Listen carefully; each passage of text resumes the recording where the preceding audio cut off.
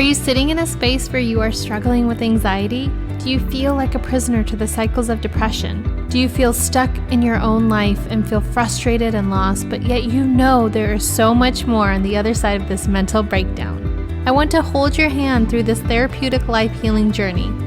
I will help you navigate emotional healing, spiritual growth, and taking massive action so you can align your mind, body, and spirit to completely transforming your life. You are worthy of the life of your dreams, of stepping into your power and experiencing your breakdown as your breakthrough. Hey, I'm Aditi. I'm your therapist, your coach, your mentor. Join me as we heal your life together. All right, sis friends. So in today's episode, I'm going to go over a common experience many women around the world have, which is imposter syndrome. I'll go over what it is and exactly some steps that you can take to overcome and work through imposter syndrome in your own life and how to identify it and what you can do about it. So stay tuned. Before we dive in, I'd like to give a shout out to a review from Happy Hebs. And it says, "Thank you for being your authentic self and bringing complete vulnerability every time I listen to your episodes. You're incredible and I'm always feeling energized after listening to you. Give this a listen. You'll leave with a new perspective." Thank you so much, Habibi. I know who you are and I adore you so much. And I would love if my sister friends from all over the world tuning in, if you would please be sure to hit the subscribe button on the show and leave an honest review. This really helps spread our mission to making healing more accessible, common, and empowering for women everywhere. Thank you so much, and let's dive in. So we're going to start by defining imposter syndrome. It is a psychological term, and it refers to a pattern of behavior where people doubt their accomplishments and have a persistent, often internalized fear of being exposed as a fraud. It's not an actual disorder, it's not a clinical term. However, it was coined by two female psychologists, clinical psychologists, Pauline Clance and Suzanne Imes in 1978, when they found that despite having huge external evidence of accomplishments, that people with imposter syndrome remained convinced that they don't deserve the success that they have. So that got me wondering, what if I asked other women, real women that I know, what they defined as imposter syndrome in their life? And here's what I got back. One incredible woman defined it as imposter syndrome is an underlying feeling of not being good enough and having to prove oneself. For me, it ties closely with perfectionism. For example, if I feel like I'm not going to be the best, quote unquote, at something, at times I'm reluctant to try. Another woman described it to me as, I often run the narrative of I'm not good enough, and even if people like me, they will soon see the quote unquote real me and reject me. It's a massive thing I'm dealing with all the time because it affects everything. It shows up when I'm taking a step to be more vulnerable to someone, in a new relationship. I feel it with business sometimes too, that people will think I'm weak even though my business is super successful. It's winning multiple awards every year. I'm one who needs to know what the other person is thinking just to validate or debunk my thoughts, and it feels toxic. Another woman vulnerably shared and said, I recently found myself having a mini breakdown when I received feedback on a piece I had written from a mentor. It was rather blunt, and all of the negative thoughts flooded my mind, wanting to convince me that I wasn't a writer, that I didn't belong, and that I should give up because I was an imposter. The moment I had acute awareness that this was not grounded in truth, I knew I had to reach out to someone in my field and talk with them about it. I reached out to a writer who has over 20 years of experience, and she told me, congratulations, now you're a writer. We had a beautiful laugh together, and she shared her experience that even after 20 years, she can still feel like an imposter, but the difference now is she does not wallow in it. Have you ever felt that way? And maybe some of these narratives will ring true for you. And the more that we can expose them, my intention is that we remove the shame that we feel like we're alone and that we're the only ones struggling with this feeling of imposter syndrome. And so it can sound even so simple as a voice inside saying, everyone else has their life together. I'm not good enough. I'm not smart enough. I'm not insert something enough. Might even say, I'll be ready when, right? It's constantly trying to convince you you're not enough, that you'll be ready when you do X. It's a voice that says, who am I to think I can do this?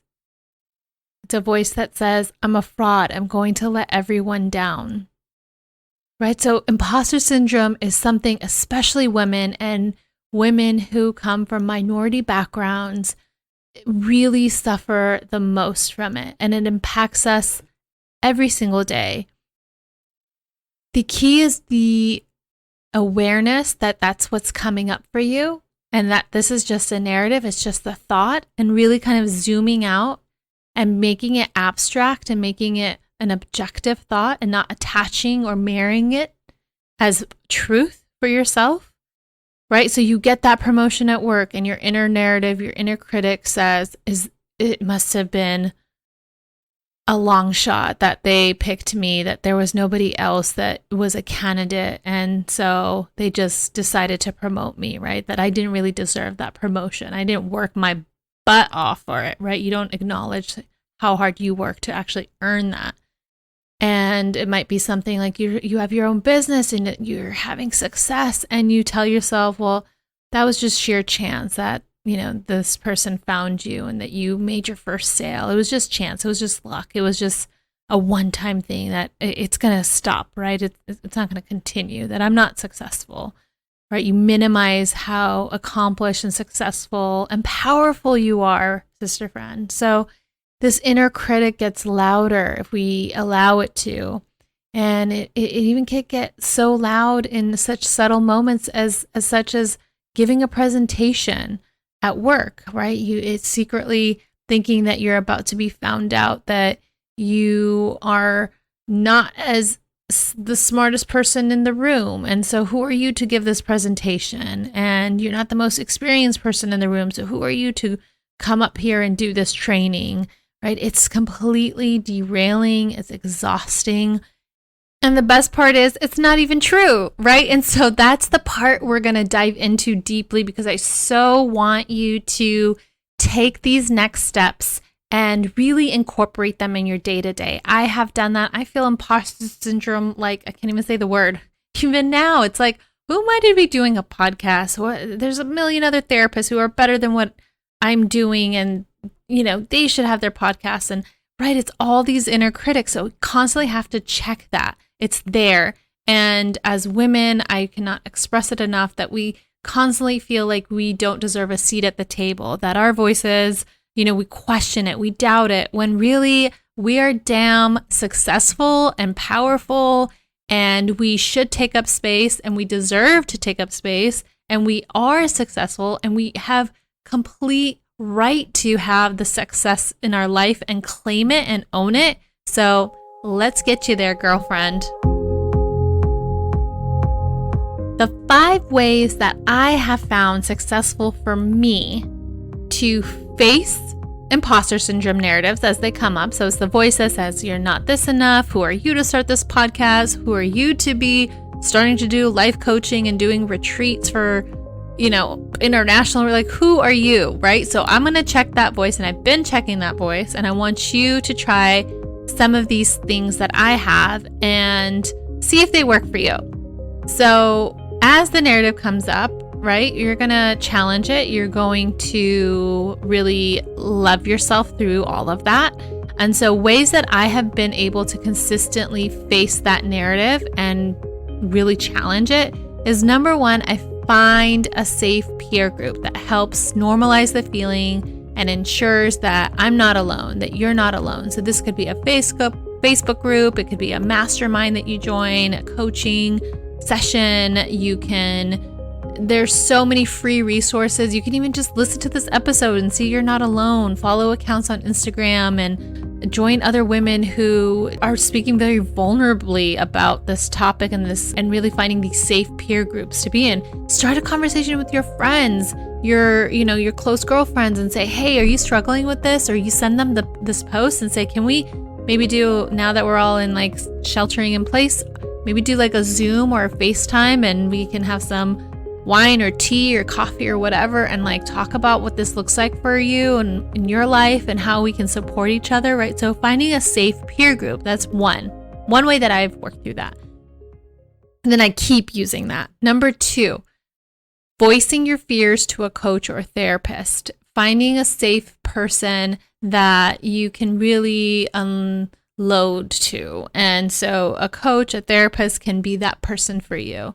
These are things that I've, again, tried for myself. I've gone to therapy. I'm a therapist myself, but I am always on the bandwagon of like, go to therapy first. And then over time, I got everything kind of sorted out that I needed to in therapy. And then I moved into coaching and got life coaching. And then I'm now seeing a business coach. So even now, imposter syndrome comes up with my business coach, like, what? I'm launching an e-course, what? I'm launching that, like, oh my God, my web, like all of the things. And so that coach keeps me accountable, checks that voice with me, and we just keep it moving. It doesn't stop the action from taking place.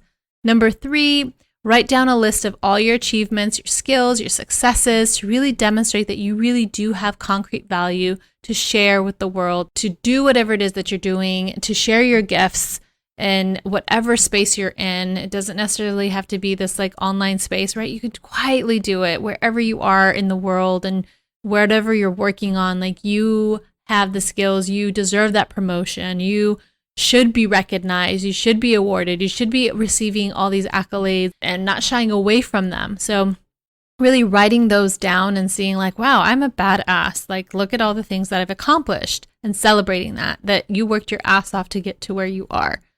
Number 4, surround yourself with a really strong support system and getting ongoing feedback that validates your efforts, as this is important for improving confidence levels. So really having a strong support system. So this kind of ties into the Facebook group or safe peer group, a women's group, a mastermind. There's so many women's circles now that are forming in online spaces that you can join.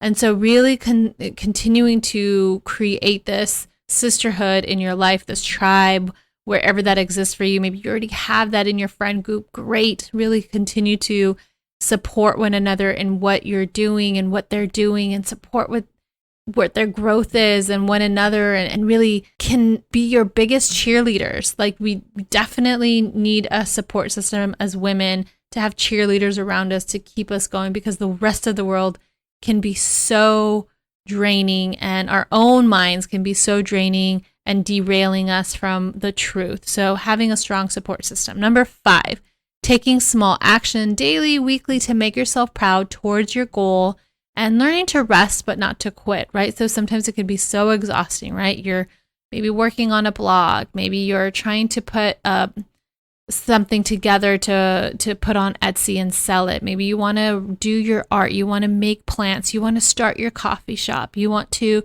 create, you want to serve, you want to do something in the house where, whatever it is, make shifts and generational healing and all these things that you want to do, and you can do it. So really taking action, small steps day to day to see that come to life. I asked some other women in the online space how they work through imposter syndrome. They so sweetly answered and shared some of the things that they do. So you can try some of the things I said previously, or you can try some of these additional steps. So one woman said that she first identifies the way that she's feeling. What stories am I telling myself? What kind of self-talk am I engaging in? And reminding myself of things that I have accomplished, reminding myself that being perfect is not an attainable goal, that doesn't exist. It's okay to make mistakes and to kind of have a mindset of fail forward. And she thinks of people who have had to fail at things before reaching a level of success and recognition, that embracing failure is important. It's a lesson learned. And just taking baby steps to reach my goal. Just start with one achievable task. Focus on who I want to be as a person rather than what I want to achieve. I love that so much, right? Not attaching to an outcome that I have to be perfect and it has to look this way and then blah, blah, blah. And then if it doesn't, then that means a failure. No, it means releasing yourself from an outcome and saying, wow, I am a badass woman who has done X, Y, and Z in my life, and I deserve a seat at the table, and here's how I'm taking my seat. And boom, keep going. Keep taking baby steps towards that. Keep challenging the thought that comes up. Another woman beautifully shared with me that she, for herself, does similar things. So she looks for the evidence, right? If there's a thought that I'm not X enough, looks for the evidence. Is that true? Is that existing in her life, right? She looks for, she follows accounts from psychologists and therapists online and really gets great tips from them. And she'll just look for the facts and then forget the rest. And she practices gratitude. She says that helps her a lot, and journaling so that she can really get an outside perspective and kind of track what the narrative is and what's the problem underneath. And then to combat that, you really challenge the thought and you journal about the successes, the gratitude, and really just being your best friend, being your biggest cheerleader. So those are some ways some women are doing it. And here's a couple more. Going back to journaling, one woman said that she really helped kick imposter syndrome in the ass by making a list of achievements and qualities of herself based on real feedback she's received. So writing down what a partner thinks of her and based it on evidence. What have they said? What have they done? Then doing the same thing for friends, family, coworker, and really starting to see a common thread, which helps prove to her how awesome she really is. I have a dear friend who is a professor and teaches students in social work, and she recently I was asked and joined her class to speak to them, and we talked about imposter syndrome, and it was so great. But I loved it that she tells her students all the time that they belong in higher education. They belong in these places that they are in and changing the world, and that they worked hard and earned it, that they didn't just get lucky to be in school or college, or that their success was because of their hard work that they put in, and that they are enough. And so really that narrative of I'm not enough is so common for everyone around the world. I think it's one of the most common things we can experience as humans, that we're something not X enough. And so challenging that and saying, no, I earned it. I worked hard, and really being honest with yourself and giving yourself the accolades, the accomplishments that you have had, and that you weren't just lucky. You worked hard for what it is that you're working on. And especially for women who have, for me, I come from an immigrant background, coming here and trying to catch up with the, this American life of like trying to be perfect and like catch up with everybody who has had, generations of family members who've gone to college and have established businesses and whatnot, and trying to be like, oh, I too can like try to be so perfect for, to catch up with them. And it's like, no, just stop. Like, I am so proud of my family. I can't even imagine at this age that I'm in, that my parents, I'm 36, that in my parents in their 30s left a country, left Iran, moved, 3 girls said goodbye to their family in Iran and moved and started a whole new life, not knowing the language, twice, once to Germany and then to America. I cannot even go to another town in California and like think about how I would survive. So the fact that I can just pause and just be like, wow, my parents were a badass for what they did, and good for them. And who the hell cares if whatever X didn't happen? Like, we are enough. They're enough. I'm enough. We're enough. You're enough. One other woman told me that she knows that in her life there will be different experiences she will be challenged by, but she knows that she is a writer, that she does belong, and that she should never give up, right? That inner critic will always live in our minds, she says, and will try to take up space in our minds. But the difference for me is that I don't let the critic live rent-free in my head, and I evict the critic. I love that so much. So today, she says, I can take time to stay present and recognize all of the good, and I stay in gratitude. I make gratitude lists and I rejoice in my victories. So no matter what, no matter how small, I just continue to stay grounded and grounded to myself and take small steps, whatever that looks like. And I recognize the importance of having a community of like-minded people to connect with, especially when you're in a creative industry. Although she says, I write alone, I am never alone, and therefore my thoughts about imposter syndrome will come and go, but they will not settle in my mind and take over like an unwanted house guest.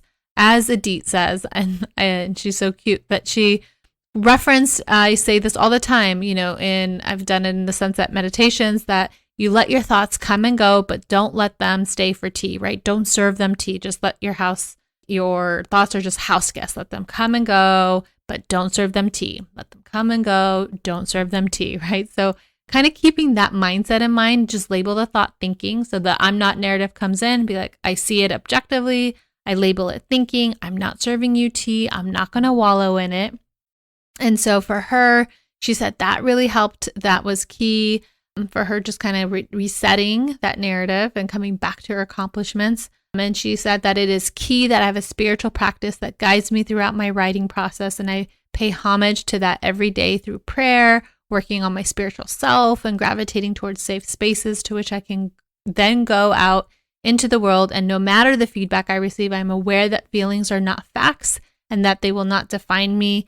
And she says, may you seek out your community as I have, and a strong spiritual practice that lifts your spirit up, and therapy helps too.